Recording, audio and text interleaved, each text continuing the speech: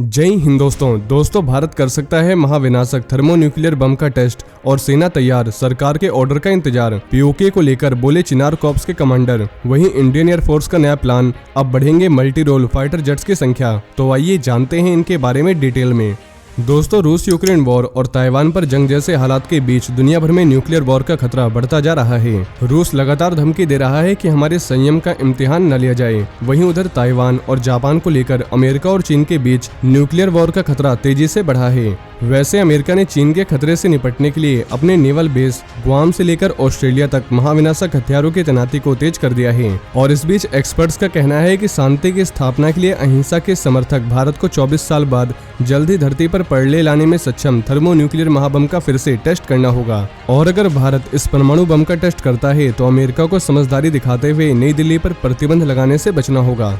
दोस्तों, अमेरिका के popular think tank Carnegie endowment for international peace के senior fellow Ashley J Tellis का मानना है कि आने वाले समय में एशिया के परमाणु हथियारों पर निर्भरता बढ़ने जा रही है। उनका कहना है कि साल 1998 में भारत ने थर्मोन्यूक्लियर बम के टेस्ट की कोशिश की थी, लेकिन ये सफल नहीं रहा था। लेकिन अगर भारत का अपने दुश्मनों चीन और पाकिस्तान के साथ एक स्थिर रिश्ता बना रहता है तो उसका काम नॉर्मल न्यूक्लियर बम से चल जाएगा।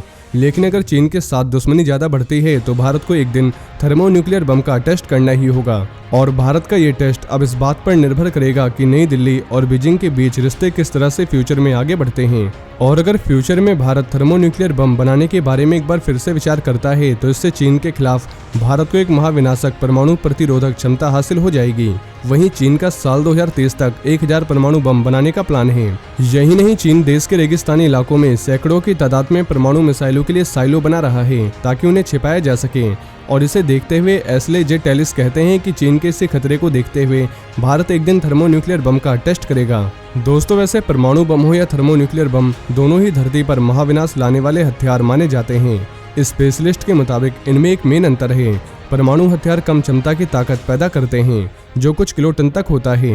वहीं थर्मोन्यूक्लियर बम सैकड़ों किलोटन की क्षमता की तबाही लाते हैं, यानी महाविनाश।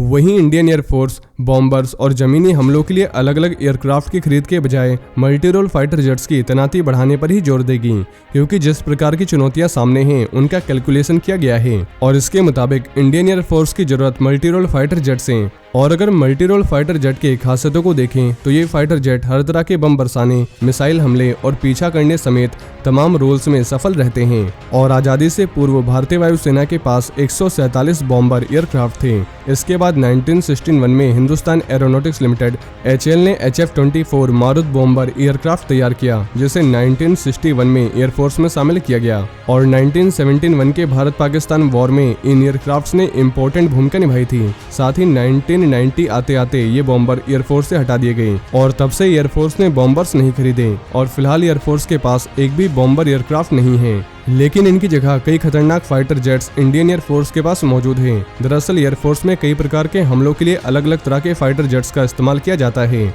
और Rafale advance multirole fighter jet है और Jaguar ground attack fighter jet है जो हवा से जमीन पर हमलों के लिए बेहतर माना जाता है। और बॉम्बर के रूप में भी इसका इस्तेमाल होता है। जबकि मिग इंटरसेप्टर जेट है। यदि दुश्मन का कोई जेट हमले के लिए आ रहा हो तो ये उसका पीछा करने और उसे मार गिराने के लिए बेस्ट है। वहीं जिस प्रकार के बॉम्बर एयरक्राफ्ट चीन के पास हैं, उनकी खूबी ये होती है कि उनका इस्तेमाल सिर्फ बम गिराने के लिए ही किया जाता है और उनमें बम रखकर ले जाने के लिए बहुत ज़्यादा स्पेस होता है, जिसकी दूसरे फाइटर जेट्स में कमी होती है।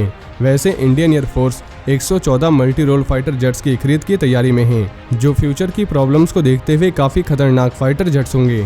वहीं हमारी यात्रा तब पूरी होगी जब 1947 के शरणार्थियों को न्याय मिलेगा। दोस्तों, आज जम्मू कश्मीर और लद्दाख में जबरदस्त विकास हो रहा है, लेकिन जब ये अपने बाकी बचे हिस्से गिलगिट और बाल्टिस्तान तक पहुंच जाएगा तभी हमारा टारगेट पूरा होगा। दोस्तों, कुछ दिन पहले डिफेंस मिनिस्टर राजनाथ सिंह ने श्रीनगर के बडगाम में ये बयान दिया था तो पड़ोसी मुल्क पाकिस्तान कांप उठा था। उनके बयान के बाद चिनार कोर के commander lieutenant general ADS Aujla ने बताया कि भारतीय सेना हर तरह से तैयार है।